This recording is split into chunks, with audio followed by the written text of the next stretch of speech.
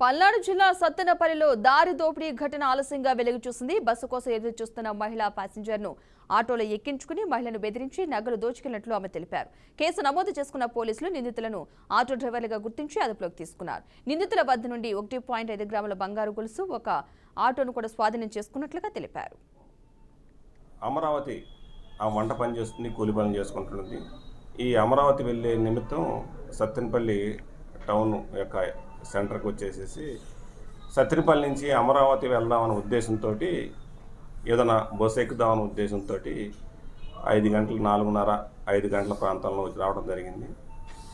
ఈ రావడం జరగడంతో ఇది రావడం చూడటం గమనించడం వల్ల ఒక ఆటో సంబంధించిన ఒక 2 వ్యక్తులు ఆమెను గమనించి ఎక్కడ పోవాలని ఆమెను గమనించి ఆమెతో మాట కలిపి మేము కూడా అమరావతి వెళ్తున్నాము, ఆమె అమరావతి వెళ్తుందని గమనించి మేము కూడా అమరావతి వెళ్తున్నాము, మిమ్మల్ని డ్రాప్ చేస్తామమ్మా, నువ్వు మాకు తెలిసిందని నువ్వు వంట చేస్తావు కదా అని చెప్పేసి ఆమెకి మోసపూరిత మాటలు చెప్పి, సరే ఆమె కూడా నమ్మిందనమాట.